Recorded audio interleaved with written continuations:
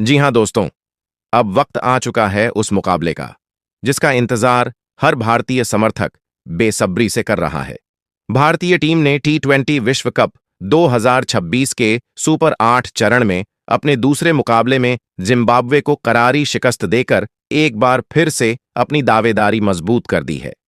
यह जीत केवल 2 अंक हासिल करने भर की नहीं थी, बल्कि आत्मविश्वास को फिर से ऊंचाई देने वाली जीत थी। इससे पहले सुपर 8 के पहले मुकाबले में साउथ अफ्रीका के खिलाफ मिली हार ने भारतीय टीम की राह थोड़ी कठिन कर दी थी। उस हार ने अंक तालिका का समीकरण उलझा दिया था और सेमीफाइनल की राह धुंधली नजर आने लगी थी। लेकिन जिम्बाब्वे पर मिली शानदार जीत ने एक बार फिर तस्वीर को साफ कर दिया है। अब सारी निगाहें भारतीय टीम के सुपर 8 चरण के तीसरे और अंतिम मुकाबले पर टिकी है, जहां सामना वेस्ट इंडीज से होने वाला है। यह मुकाबला साधारण नहीं है। यह केवल एक और मैच नहीं, बल्कि करो या मरो की जंग है। अंक तालिका की स्थिति साफ संकेत दे रही है कि जो भी टीम इस मुकाबले को जीतेगी वही सेमीफाइनल में कदम रखेगी और हारने वाली टीम का सफर यहीं समाप्त हो जाएगा। ऐसे में दबाव दोनों पक्षों पर बराबर है। भारतीय टीम के लिए यह मुकाबला सम्मान, उम्मीद और निरंतरता की परीक्षा है, जबकि इंडीज के लिए यह अस्तित्व की लड़ाई है। दोनों टीमें जानती हैं कि गलती की कोई गुंजाइश नहीं है। एक छोटी सी चूक पूरे अभियान को खत्म कर सकती है। जिम्बाब्वे के खिलाफ जीत के बाद भारतीय खेमे में जोश तो है, लेकिन साथ ही गंभीरता भी साफ झलक रही है। टीम प्रबंधन और कप्तान सूर्य कुमार यादव भली भांति समझते हैं कि वेस्ट इंडीज जैसी आक्रामक और ताकतवर टीम के सामने केवल औसत प्रदर्शन से काम नहीं चलेगा। सुपर 8 के पहले मुकाबले में साउथ अफ्रीका के खिलाफ मिली हार ने कई सवाल खड़े किए थे। बल्लेबाजी क्रम में अस्थिरता दिखी थी, गेंदबाजी में लय की कमी नजर आई थी और दबाव के क्षणों में टीम थोड़ी बिखरती हुई दिखाई दी थी। इन कमियों को ध्यान में रखते हुए कप्तान सूर्य कुमार यादव ने बड़े और साहसिक फैसले लेने का मन बना लिया और फिर आया वह क्षण जिसने पूरे क्रिकेट जगत का ध्यान अपनी ओर खींच लिया। कप्तान सूर्य कुमार यादव ने वेस्ट इंडीज के खिलाफ होने वाले इस निर्णायक मुकाबले के लिए अपनी नई प्लेइंग 11 की घोषणा कर दी। लेकिन यह घोषणा सामान्य नहीं थी। इसमें ऐसे बदलाव किए गए हैं जिन्होंने सबको चौंका दिया है। पिछले 2 मुकाबलों में जो खिलाड़ी अपने बल्ले या गेंद से प्रभाव नहीं छोड़ पाए थे, उन्हें बाहर का रास्ता दिखा दिया गया है। यह फैसला भावनाओं के आधार पर नहीं, बल्कि कठोर विश्लेषण और टीम की जरूरतों को ध्यान में रखकर लिया गया है। घोषणा से पहले टीम के भीतर कई दौर की बैठकें हुईं, रणनीति पर लंबी चर्चा हुई, विरोधी टीम की ताकत और कमजोरियों का सूक्ष्म अध्ययन किया गया। कप्तान सूर्य कुमार यादव ने स्पष्ट संदेश दिया कि इस मुकाबले में केवल वही खिलाड़ी उतरेंगे जो मानसिक रूप से पूरी तरह तैयार हो और दबाव झेलने की क्षमता रखते हों। जब नई प्लेइंग 11 सामने आई तो यह साफ हो गया कि भारतीय टीम अब पहले से कहीं अधिक संतुलित, आक्रामक और रणनीतिक रूप से मजबूत दिखाई दे रही है। इस नई प्लेइंग 11 में बल्लेबाजी क्रम को अधिक स्थिरता देने की कोशिश की गई है। मध्य क्रम में ऐसे खिलाड़ियों को मौका दिया गया है जो परिस्थिति के अनुसार खेल की गति बदल सके।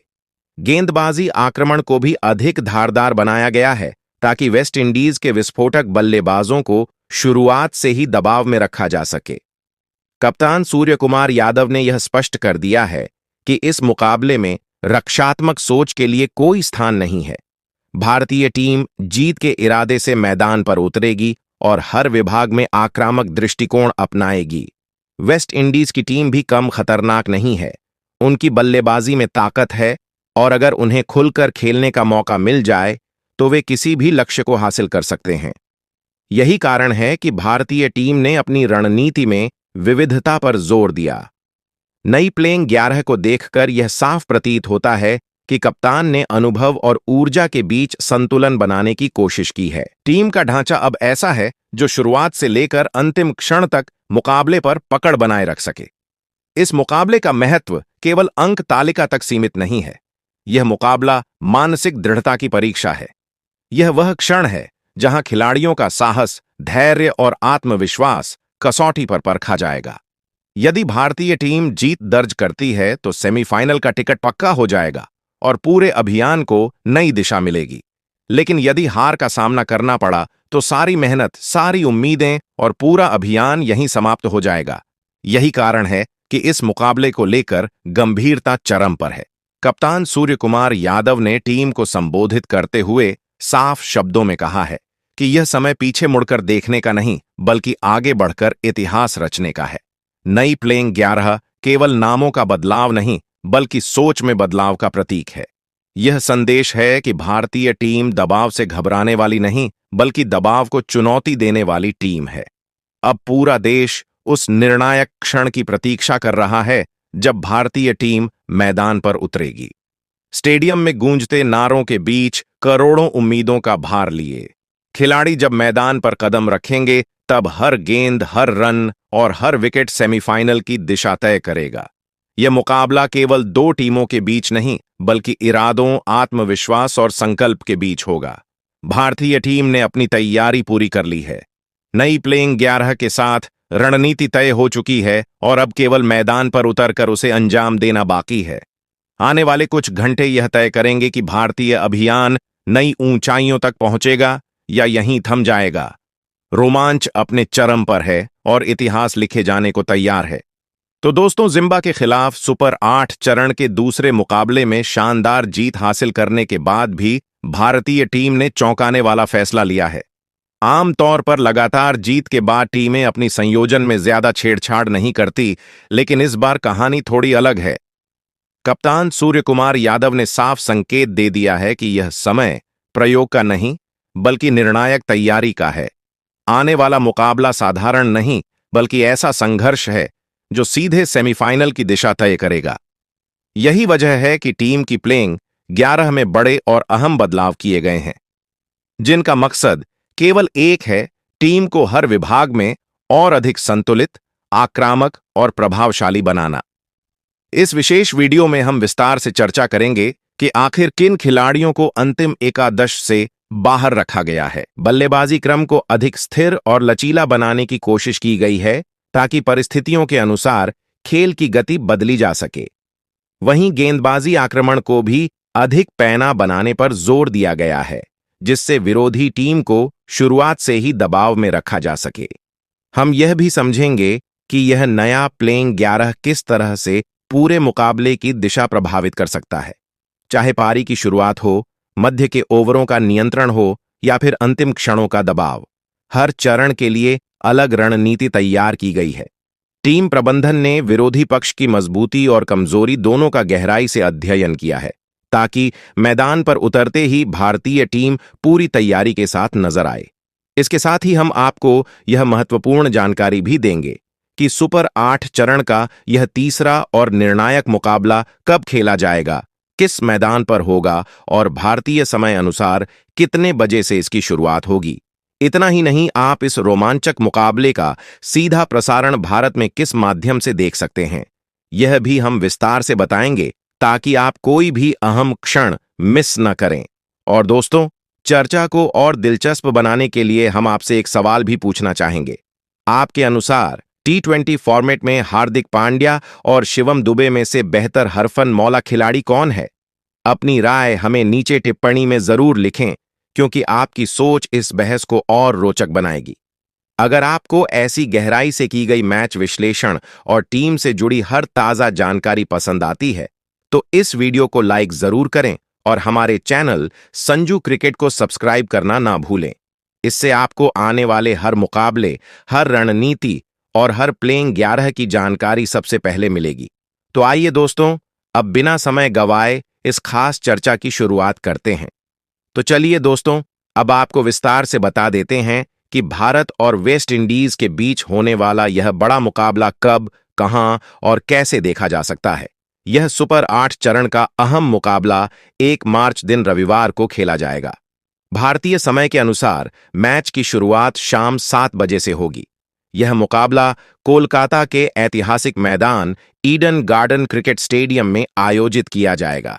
यह वही मैदान है जहां अक्सर बड़े मुकाबलों में शानदार माहौल देखने को मिलता है और दर्शकों का उत्साह मैच को और भी रोमांचक बना देता है। अब बात करें कि आप इस मुकाबले को लाइव कैसे देख सकते हैं। अगर आप टीवी पर मैच देखना चाहते हैं तो इसका सीधा प्रसारण स्टार स्पोर्ट्स नेटवर्क के सभी संबंधित चैनलों पर किया जाएगा। वहां आपको हिंदी और अन्य भाषाओं में कमेंट्री का विकल्प भी मिलेगा, जिससे आप अपनी पसंद की भाषा में मुकाबले का आनंद ले सकेंगे। वहीं अगर आप मोबाइल या टैबलेट पर मैच देखना चाहते हैं तो इसकी लाइव स्ट्रीमिंग जियो हॉटस्टार ऐप पर उपलब्ध रहेगी। बस आपको अपने मोबाइल में यह ऐप खोलना है और वहां से आप पूरे मुकाबले का सीधा प्रसारण देख सकते हैं। तो दोस्तों, 1 मार्च की शाम 7 बजे तैयार रहिए, क्योंकि यह मुकाबला बेहद महत्वपूर्ण होने वाला है और दोनों टीमें जीत के इरादे से मैदान में उतरेंगी। तो दोस्तों, अब बात कर लेते हैं भारत और वेस्ट इंडीज के बीच खेले जाने वाले इस बड़े मुकाबले की पिच रिपोर्ट की। यह मुकाबला कोलकाता के ऐतिहासिक मैदान ईडन गार्डन क्रिकेट स्टेडियम में खेला जाएगा और यहां की पिच आमतौर पर बल्लेबाजों के लिए काफी मददगार मानी जाती है, जिससे गेंद अच्छे से बल्ले पर आती है और शॉट खेलना आसान हो जाता है। खासकर पावर प्ले के ओवरों में बल्लेबाज खुलकर रन बना सकते हैं। यहां की आउटफील्ड भी तेज है, इसलिए टाइमिंग सही होने पर गेंद सीधे बाउंड्री तक पहुंचती है। यही कारण है कि इस मैदान पर अक्सर हाई स्कोरिंग मुकाबले देखने को मिलते हैं। अगर T20 आंकड़ों की बात करें तो यहां अब तक कई अंतर्राष्ट्रीय मुकाबले खेले जा चुके हैं और औसत पहली पारी का स्कोर लगभग 165 से 175 रन के बीच रहा है। हालांकि जब पिच पूरी तरह से सपाट रहती है तो 190 से 200 रन तक का स्कोर भी सुरक्षित नहीं माना जाता। दूसरी पारी में ओस की भूमिका अहम हो सकती है, जिससे गेंदबाजों को पकड़ बनाने में दिक्कत होती है। तो चलिए दोस्तों, अब बिना समय गवाए आपको साफ साफ बता देते हैं कि इस निर्णायक मुकाबले में कप्तान सूर्य कुमार यादव ने वेस्ट इंडीज के खिलाफ किन 11 खिलाड़ियों पर भरोसा जताया है और किन नामों के साथ भारतीय टीम मैदान में उतरने जा रही है। दोस्तों, भारतीय टीम की प्लेइंग 11 में सबसे पहले नंबर 1 पर कप्तान सूर्य कुमार यादव ने जिस खिलाड़ी का नाम पुकारा है वो हैं हमारे अपने अभिषेक शर्मा। जी हां, वही अभिषेक जिनका बल्ला कभी तोप बन जाता है और कभी कभी छुट्टी पर चला जाता है। टूर्नामेंट की शुरुआत में तो उनका बल्ला ऐसा शांत था जैसे उसने मौन व्रत रख लिया हो। पहले 4 मुकाबलों में बेचारे कुल मिलाकर 15 रन ही बना पाए। फैंस सोचने लगे कि शायद बैट में बैटरी डालनी पड़ेगी, लेकिन फिर आया जिम्बाब्वे वाला मुकाबला और वहां अभिषेक ने ऐसा गियर बदला कि गेंदबाजों को समझ ही नहीं आया कि यह वही खिलाड़ी है या कोई नया अवतार। सिर्फ 30 गेंदों में 55 रन ठोक दिए। 4 चौके, 4 मतलब पावर प्ले को उन्होंने पिकनिक स्पॉट बना दिया। गेंद हवा में ज्यादा दिख रही थी और जमीन पर कम। उस पारी के बाद तो उनका आत्मविश्वास भी वापस आ गया और फैंस की मुस्कान भी। अब वेस्ट इंडीज के खिलाफ मुकाबला है तो उम्मीद यही रहेगी कि अभिषेक शुरुआत से ही गेंदबाजों की क्लास लगा दे। अगर उनका बल्ला चल गया तो स्कोरबोर्ड ऐसे भागेगा जैसे किसी ने उसमें रॉकेट लगा दिया हो। 43 T20 मैचों में 10,367 रन, 2 शतक और 9 अर्धशतक बता रहे हैं कि भाई साहब में दम तो है, बस मूड बनना चाहिए। तो दोस्तों, भारतीय टीम की प्लेइंग 11 में नंबर 2 पर कप्तान सूर्य कुमार यादव ने जिस खिलाड़ी को ओपनिंग की दूसरी चाबी सौंपी है वो हैं, तो दोस्तों, भारतीय टीम की प्लेइंग 11 में नंबर 2 पर कप्तान सूर्य कुमार यादव ने जिस खिलाड़ी को ओपनिंग की दूसरी चाबी सौंपी है वो हैं विकेटकीपर बल्लेबाज संजू सैमसन। अब अगर अभिषेक शर्मा पटाखा हैं तो संजू सैमसन रॉकेट हैं। कब उड़ जाए कोई भरोसा नहीं। इस T20 वर्ल्ड कप में बेचारे संजू को ज्यादा मौके नहीं मिले, लेकिन जितनी बार मैदान पर उतरे हैं उतनी बार गेंदबाजों को यह जरूर याद दिलाया है कि भाई मैं भी यहीं हूं। नामीबिया के खिलाफ तो उन्होंने आते ही गियर डाल दिया। सिर्फ 8 गेंदों में 22 रन, मतलब गेंदबाज समझ ही नहीं पाए कि वार्म अप चल रहा है या असली मैच। फिर जिम्बाब्वे के खिलाफ 15 गेंदों में 24 रन ठोक दिए। 1 चौका, 2 और पावर प्ले में ऐसी रफ्तार दी कि स्कोर बोर्ड भी हांफने लगा। संजू का खेल सीधा है, गेंद दिखी तो मारो, फील्डर दिखा तो उसके ऊपर से मारो। उनकी यही निडर बल्लेबाजी टीम को शुरुआत में जबरदस्त लय देती है। अब आंकड़ों की बात करें तो 59 T20 मुकाबलों में 124 रन, 3 शतक और 3 अर्धशतक उनके नाम है। वहीं दोस्तों, भारतीय टीम की प्लेइंग 11 में नंबर 3 पर कप्तान सूर्य कुमार यादव ने जिस खिलाड़ी को नई जिम्मेदारी के साथ मैदान में उतारा है, वो हैं ईशान किशन। अब पहले जनाब ओपनिंग करते थे, लेकिन टीम में थोड़ा सा फेरबदल हुआ और इन्हें भेज दिया गया नंबर 3 पर। यानी सीट वहीं स्टेडियम की, बस गेट बदल गया। इस वर्ल्ड कप में शुरुआत में ईशान बल्ला लेकर सीधे नई गेंद पर टूट पड़ते थे, लेकिन अब मिडिल ऑन ऑर्डर में आकर उन्हें थोड़ा समझदारी वाला मोड ऑन करना पड़ रहा है। और भाई साहब ने दिखा भी दिया कि वह सिर्फ धुआंधार शुरुआत ही नहीं बल्कि पारी संभालना भी जानते हैं। जिम्बाब्वे के खिलाफ नंबर 3 पर उतरकर 38 रनों की शानदार पारी खेली। जरूरत पड़ी तो सिंगल डबल लिया, मौका मिला तो बाउंड्री भी लगा। मतलब on L in one package.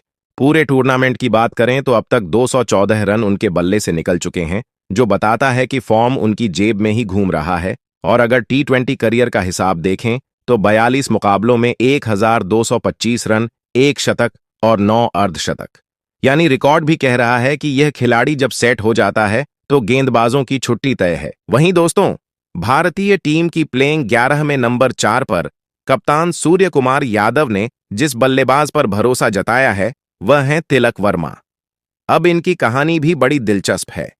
शुरुआत के मैचों में रन तो बन रहे थे, लेकिन स्पीड ऐसी थी जैसे स्कूटर तीसरे गियर में अटका हो। स्कोर बोर्ड चल रहा था, मगर फैंस कह रहे थे, भाई थोड़ा एक्सीलरेटर भी दबाओ। पहले 5 मुकाबलों में तिलक ने टीम को संभाल कर बल्लेबाजी, हर मैच में योगदान दिया, लेकिन स्ट्राइक रेट थोड़ा शांत मोड में था। मिडिल ऑन ऑर्डर पर कभी कभी दबाव भी दिखा। फिर आया जिम्बाब्वे वाला मुकाबला और वहां तिलक वर्मा ने अचानक से टर्बो मोड ऑन कर दिया। सिर्फ 16 गेंदों में 44 रन, वो भी 275 की रफ्तार।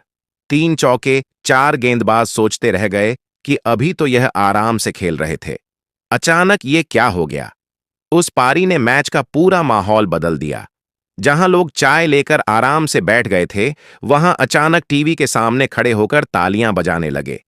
यही है तिलक का असली अंदाज, धीरे धीरे सेट होना और फिर अचानक आतिशबाजी कर देना। अगर टी20 करियर की बात करें तो 46 मुकाबलों में 1034 रन, 6 अर्धशतक और 2 शतक उनके नाम है। यानी रिकॉर्ड भी कह रहा है। अब वेस्ट इंडीज के खिलाफ भी उम्मीद यही रहेगी कि नंबर 4 पर आते ही तिलक फिर से अपना धमाकेदार शो शुरू कर दे। वहीं दोस्तों, भारतीय टीम की प्लेइंग 11 में नंबर 5 पर खुद कप्तान सूर्य कुमार यादव ही हैं। अब भाई कप्तान हैं तो जिम्मेदारी भी डबल और एंटरटेनमेंट भी डबल। इस पूरे वर्ल्ड कप में जब जब टीम फंसी है, तब तब सूर्य कुमार यादव ने ऐसे एंट्री मारी है जैसे किसी फिल्म का हीरो क्लाइमैक्स में आता है। कभी पारी को संभालना हो, कभी रन गति बढ़ानी हो, कभी गेंदबाजों की धुलाई करनी हो, हर रोल में फिट 6 मुकाबलों में 213 रन बना चुके हैं। यानी बल्ला भी गर्म और आत्मविश्वास भी फुल चार्ज। अब जिम्बाब्वे वाले मैच को ही ले लीजिए। सिर्फ 13 गेंदों में 35 रन, 3 चौके। 2 गेंदबाज सोचते रह गए कि फील्ड सेट करें या भगवान को याद करें। उनकी उस छोटी लेकिन तूफानी पारी ने मैच का रुख पूरी तरह बदल दिया। स्कोर बोर्ड की रफ्तार ऐसी बढ़ी कि दर्शकों को पलक झपकाने का भी मौका नहीं मिला। सूर्य कुमार यादव की खास बात यह है, वेस्ट इंडीज के खिलाफ भी नजरें नंबर 5 पर टिकी रहेंगी, क्योंकि जब कप्तान का बल्ला चलता है तो विरोधी टीम की रणनीति हिल जाती है। वहीं दोस्तों, भारतीय टीम की प्लेइंग 11 में नंबर 6 पर कप्तान सूर्य कुमार यादव ने जिस खिलाड़ी को मैदान में उतारने का फैसला किया है, वह है टीम के असली मसाला पैकेट हार्दिक पांड्या। अब अगर